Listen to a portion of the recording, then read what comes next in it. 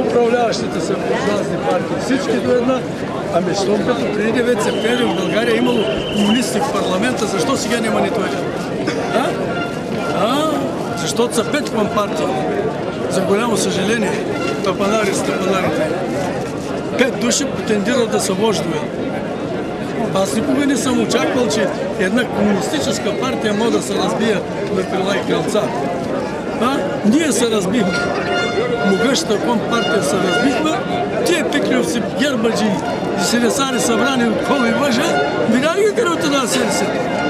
Венци Светов и герб ще отиде. Сега само малко да са... Ами вижте какво?